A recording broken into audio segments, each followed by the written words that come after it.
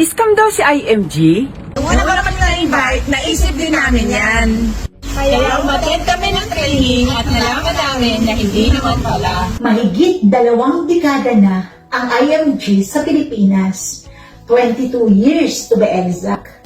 Paano ito magiging scam? May mga iba't ibang opisina sa probinsya ang IMG sa parte ng Luzon, Visayas at Mindanao. Of course, meron tayo sa iba't ibang parte ng Metro Manila. At meron din sa iba't ibang bansa at going worldwide.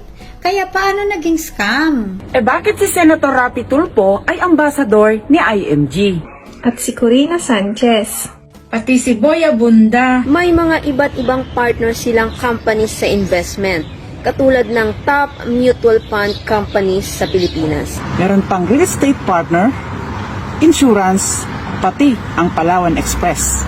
Kaya mukhang malayo sa sinasabi nila na scam sila. Kailangan lang talaga natin umattend ng training para ikaw mismo matuto katulad ko na ilang taon ng miyembro ni IMG. At ini-enjoy namin ang mga iba't ibang benepisyo dito. Libo-libo na ang miyembro ng IMG worldwide at unti-unti nang natutupad ang mga pangarap namin sa buhay.